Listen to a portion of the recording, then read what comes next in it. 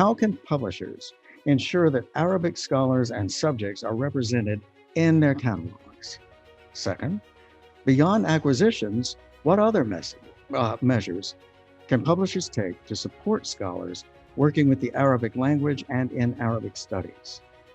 Third, how can smaller academic publishers working in specialized areas, such as Arabic studies, make sure their content is seen more globally, particularly when the larger publishers are using their resources to shift to open access? And lastly, how did English become the dominant language of scholarly publishing, and how can we broaden scholarly publication to include Arabic and other languages? In saying that Arabic voices are underrepresented in publishing in general, in the humanities and in science. And the question is how to change this. I'm German speaking originally, and if I was Russian, it would be the same, or Dutch or Swedish. If you want to reach a bigger audience, it doesn't make much sense to publish in Swedish or in Dutch or in Russian or in Arabic, and or in German for that matter. I think we need to be pragmatic here and work on our English as young scholars especially, and improve our English as a language for scholarship, and try to get these things being translated. You're also right about the translation program that's so wonderful. With the Sheikh Zayed award. One of the things I love that they did just very recently, I think it's within the last couple of months, I had this story, they have made their own site available in 5 more languages. Yeah. So when you go to the Sheikh Zayed site, you've got this marvelous list of languages that you can use to look at everything. This is great. I mean, this is the kind of leadership I think in cross-language understanding that I think we need to see. Where do you see this whole set of issues standing right now in terms of how the Arabic world and its scholarship is being received or not by the rest of the world? So there needs to be both, I think, editors, but also, professors and other people in the field need to kind of recognize these connections. And I think so that books are not seen as only like dealing with niche subjects that end up kind of appealing to a very, very specific audience, and also that has also monetary repercussions, because the book ends up costing, a lot of money. No one is able to afford it. And so the question here, the books are not just simply within area studies or within kind of Orientalist studies in a very strict sense, but that could also have relevance to debates that are happening in philosophy, literature, and in other languages and cultures. So I think editors need to work together. And there is a way also of, when they request or they accept proposals from authors, there could be some questions that would help authors see or recognize certain connections that they were not even aware of. It can be relevant to conversations happening today, to other fields, and so on. So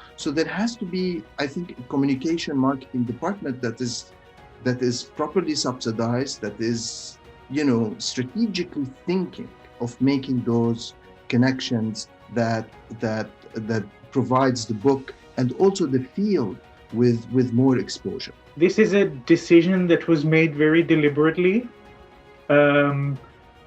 because this way you can really give people, native speakers of the Arabic language, a bigger voice, because they always can express themselves better in their mother tongue than in any other language, even if they spend a lot of years learning it. Most people would prefer, a lot of people prefer they simply can better express themselves. And that being said, and especially also for this field, it is also important to hear the voices from the people who are living in that region. Of course, something to do feeling at home, but also about distributing and sharing the voice of reason, basically, and of literature. So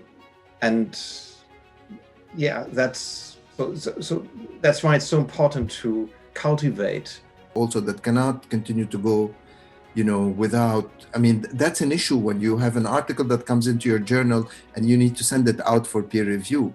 This is really, it's a struggle sometimes, because it is something that, these people do it as a service to the field, but us producing knowledge as part of a community of knowledge producers, and not simply, within very, very strict silos where things have been done and continue to be done for many, many years.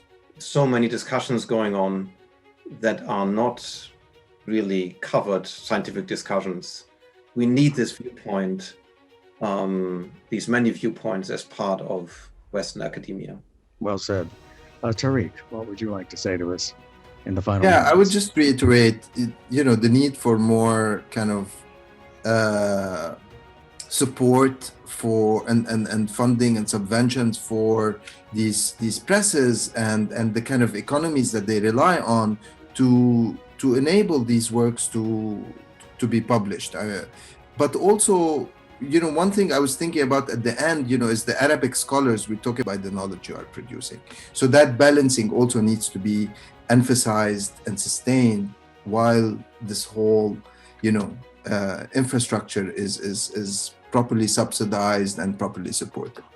I like this sub-theme that's developing. In a way, it's kind of the local global dynamic that we talk about at times, where you can work locally and you can work globally at the same time if you remember the balance.